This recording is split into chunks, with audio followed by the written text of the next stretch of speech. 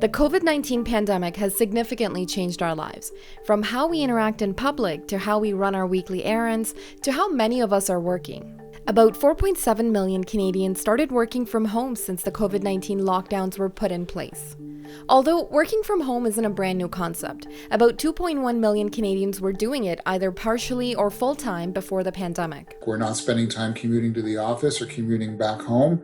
We're not spending time running to our offices in the morning. Even with some great perks like more flexibility, work-life balance, and financial savings, there are some drawbacks. You're not going to have the same rapport with your colleagues if you never get to see them face to face.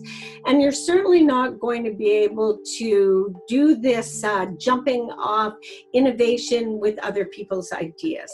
It's a lot more difficult to network. It's a lot more difficult to coach and mentor. For many people, the central workplace and the central work time is actually a comfort because it helps them structure their work. Either way, the pandemic has taken away the choice from employees and companies of working from home. But after realizing its employee and cost-saving benefits, some companies like Facebook and Shopify have planned to make working from home a permanent concept for a significant portion of their company. While companies like Twitter and Slack are giving employees the option to work remotely if they wish to going forward. We're going to have some sort of hybrid model because we've ripped the lid off of working from home and we know it can work. It does work for some people, but the problem that we're seeing is they're making vast generalizations on what will and will not work from a sample. They don't want it because they think it will be better for the work-life balance of their employees. They want it because they're worried about money, the bottom line, shareholder value, and that's not the reason you go into telework. Duxbury says working from home is not a simple template that you can just apply to any professional job. Based on her years of research, she says there are qualifying criteria that companies need to think about before implementing the concept. If you want to work from home, if it's 1 to 3 days a week, if you have the kinds of tasks that would benefit from working from home, if you have a supervisor who's managing by objectives, not by hours and presenteeism, and knows how to manage you appropriately, if creativity, innovation, and collaboration is not a key part of your job, relationship building is not a key part of your job, but I would never recommend full-time.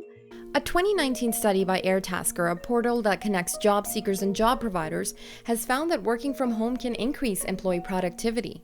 So remote employees end up working about an extra day and a half every month, which is more than 2 weeks over the course of the year, than those working in an office. The study also found that employees working from home are often less distracted. Those working from home recorded about 27 minutes each workday of distractions, compared to 37 minutes for employees at the office. But contrary to having more time at home, the study found more remote employees actually struggle to find a proper work-life balance because their home and their work environment was the same. I don't think there's any question that going forward, far more people will be working from home regularly post-pandemic. Experts say that we should weigh the pros and cons of working from home on the economy before jumping on the bandwagon. There are other factors to consider as well when it comes to the economy. While employees will likely save money on things like gas, transit, work attire, takeout coffee, lunches, and after-work gatherings, this would take a toll on the economy. But now is the time to plan for how the future may look. We need to think about if we want a more inclusive, equitable society coming out of the pandemic, what kinds of decisions do we need to make now to shape that future? And governments are starting to realize they've got a lot of debt on their books right now, and they're going to start looking to try and balance the books. This also includes preparing for the possibility of companies switching to working from home full-time and hiring national and international talent. Since location won't matter, this could also mean hiring international labor at a cheaper cost.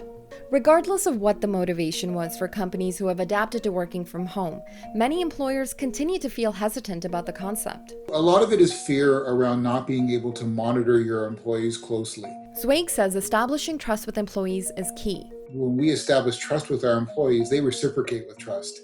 There's always going to be the employee here and there that maybe abuses this new working reality. But for the most part, people are going to take it on, be responsible, do their work, and continue to produce. And that's what we've seen. Experts say that working from home is here to stay and will likely continue to rise, even after the pandemic. So we can expect to see many companies creating hybrid options for employees where they will get to work from home and at the workplace. Thanks for watching Global News. If you want to stay up to date on the latest breaking national and international news, be sure to subscribe to our channel.